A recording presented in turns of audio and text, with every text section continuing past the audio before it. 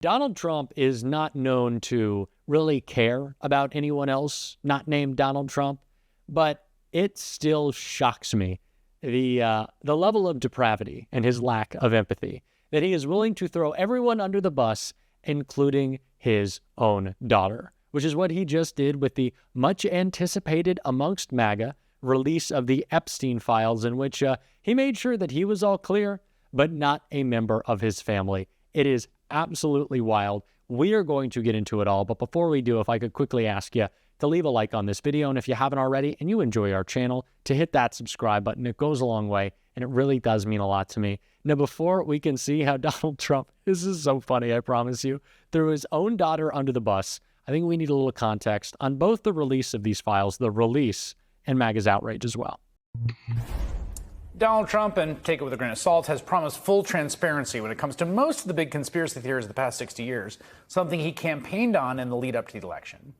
The issue led to an absolutely Hall of Fame interview clip. Would you declassify the 9/11 files? Yeah. Would you declassify JFK files? Yeah. Would you, I did a lot of it. Would you declassify the Epstein files? Yeah, I would. All right. I guess I would. I think that less so because, you don't know it. You don't want to affect people's lives if it's phony stuff in there, because there's a lot of phony stuff with that whole world. Yeah, I don't know about Epstein so much as I do the others. Yep, Epstein. Sure about that? Maybe not Epstein. I wonder why Donald Trump wouldn't want the Epstein files to be made public. I mean, here he is in 1992 dancing and leering at women with his buddy Jeffrey Epstein at Mar-a-Lago. In 2002, Donald Trump said Jeffrey Epstein is, and I quote him here, a terrific guy. It is even said he likes beautiful women as much as I do, and many of them are on the younger side. I wonder why Donald Trump wouldn't want the Epstein files to be made public. Thing is, many members of Trump's base do. The Republican House Oversight Committee sent multiple letters to Attorney General Pam Bondi demanding the Epstein files be released. Bondi then went on an apology tour to Fox News, promising the documents would be released imminently. Today, the White House made a big show of handing a bunch of conservative influencers binders labeled the Epstein Files, Phase 1. But the whole stunt was a bust. What's interesting is we're all waiting for bombshells, we're all waiting for juicy stuff, and that's not what's in this binder. That's not what's in this binder at all. It is the biggest disappointment, I think, that you'll find. I encourage you to do your own homework on this. It's mostly procedural jargon, Glenn, heavily redacted.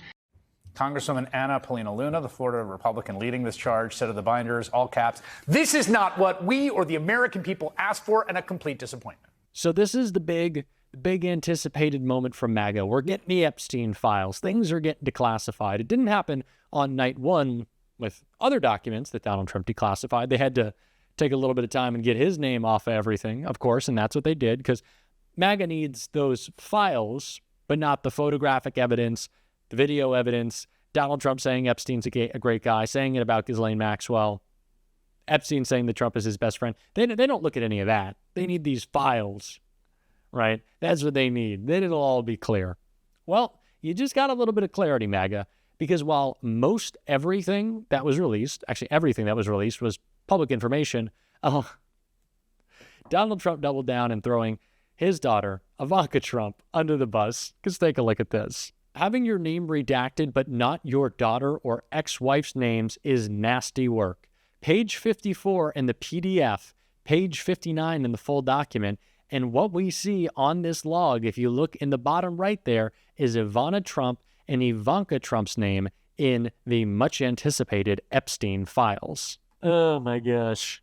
It just it never ceases to amaze me how little he cares about anyone else. Of course, Donald Trump scrubbed everything that had him involved, but his daughter and his ex-wife, who's a golf course, by the way, they're thrown under the bus, or I guess for Ivana, thrown under the seven, the whole seven. Maybe it's a nice par 4. He is the worst person in the world. I'm sorry to laugh about this. I just think it's kind of funny that he threw Ivanka under the bus. But yeah, this whole thing is a joke. They don't care. They've made a joke out of it. It is a serious situation about an evil person, and they think it's funny. That's MAGA. They don't care. And this also represents the theme of Trump's presidency. Promises made, promises immediately broken. immediately breaking those promises right away. Not a shock, though. Not a shock from Donald Trump. He continues to do that. One of the big promises, remember, lowering prices, stopping inflation? Yeah, well, the opposite has happened as Donald Trump has put more money in his pockets. Take a listen to Bernie Sanders right here. If there is waste and fraud in the Defense Department, which is the largest single budget item that we fund, which has not been able to fulfill an independent audit in the last 7 times, where there's massive waste and fraud, we should go after waste, fraud, and abuse in every agency of government. There's no argument about that. But let us be very clear. What Republicans are trying to do right now is to make massive cuts in Medicaid, over $800 billion, cuts in nutrition programs which feed hungry children. Why are they doing that? Because they want to be able to use those savings to provide over $1 trillion in tax breaks for the richest 1%, for the Elon Musks and the Zuckerbergs and the Bezoses of the world. In my view, you don't take food away from children, health care away from struggling people to give tax breaks to billionaires. Do we go after waste and fraud in every agency of government? Yes, we do. Well, let me ask you about Social Security. And you raised Elon Musk, Senator, so let me follow up with you on this very point, because he's made some very pointed comments about Social Security. I referenced it earlier in the broadcast. This was to Joe Rogan. I'd like you to hear it and get your reaction on the other side. Take a look. Social Security is the biggest Ponzi scheme of all time. Basically, people are living way longer than expected. And there are fewer babies being born. So you have more people who are retired and that live for a long time and get retirement payments. So the future obligations. So however bad the financial situation is right now for the federal government, it will be much worse in the future. Senator, President Trump says he's not going to touch Social Security. Elon Musk calls it a Ponzi scheme. Do you agree? No, I think what Musk, the wealthiest guy in the world, just said is totally outrageous. That's a hell of a Ponzi scheme when for the last 80 years, Social Security has paid out every nickel owed to every eligible American. Quite a Ponzi scheme. What is in fact a problem is that if we don't make reforms and improve the funding mechanism, in the next 9 years, the Social Security Trust Fund, which provides about 20% of the funding, will go broke. So what we have got to do, and I think most Americans agree, and I've just introduced legislation to do that, is you lift the cap on taxable income. Right now, Musk, worth $400 billion, contributes the same amount into the Social Security Trust Fund as somebody making $170 million. You lift that cap, we can extend the solvency of Social Security for 75 years, and you can raise benefits. Kristen, right now in America, half of elderly people are trying to get by on $30,000 a year, 22% on $15,000 a year. We've got to raise Social Security benefits. We've got to expand Medicare to include hearing, dental, and vision, not go after these programs which are so important to millions of our seniors. I want to talk about what you have been doing recently, Senator. You've been crisscrossing the country, talking about warning of what you say is an oligarchy in the United States. We're seeing some video of that right here. Some Democrats argue the best action right now for the party to counter Donald Trump is to do nothing at all. Democratic strategist James Carville wrote this, quote, "Roll over and play dead. Allow the Republicans to crumble beneath their own weight and make the American people miss us." Senator, what say you? Do you think that's a good idea? No, I don't. In fact, the problem is the Democrats have been playing dead for too many years. 60% of our people live paycheck to paycheck. We have more income and wealth inequality than we've ever had in the history of this country. We have the highest rate of childhood poverty of almost any major country. Millions of seniors are struggling to heat their homes and put food on the table. I don't think you play dead. I think you stand up for the working class in this country and make the point that right now the Trump administration is clearly an administration designed to represent the interests of the Musks of the world. 13 of the people that he nominated to head agencies are billionaires.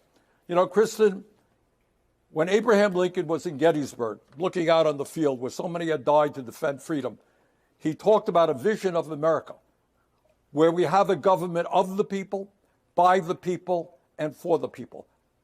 What we have right now in Washington, let me be very clear, is a government of the billionaire class, by the billionaire class, and for the billionaire class. And these guys want to get their greed is uncontrollable. More tax breaks for billionaires, cuts to programs for the elderly, the children, and the poor. We've got to fight back. That's what these trips to Wisconsin and Michigan will be about. Senator, very quickly, we are just 12 days away from a potential government shutdown. House Speaker Mike Johnson says Democrats have a significant role to play to keep the government open. Some Democrats are saying they're not going to vote for a government spending bill that includes Elon Musk's cuts. Will you vote for a bill to keep the government open if it includes those cuts?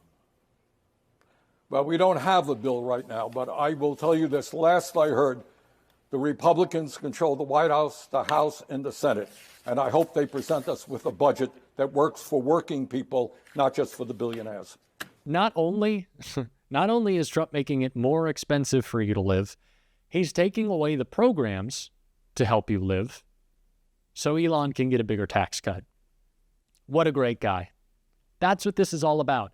He is willing to throw everyone, including his supporters, under the bus. And he's doing it with every action. We've talked about previously how these cuts to USAID, these funding freezes, are really impacting a huge demo that voted for Donald Trump, farmers who provide that humanitarian assistance, who provide that food around the globe. It doesn't just not get delivered. It doesn't get made. It doesn't get grown. He clearly doesn't care. Betrayal. That's another theme. It's not just incompetence, it's also betrayal. It feels targeted. They don't care.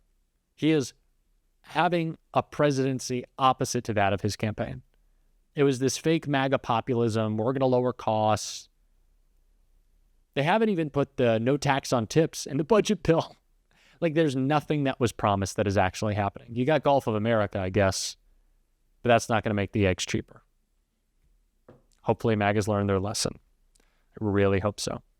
And if they haven't, we're going to keep talking about it until they do. And if you want to support that, as always, you can hit that subscribe button. You can leave a like on this video. And if you stuck around at the end, you can drop a blue heart in the comments. And until next time, I'll see you soon.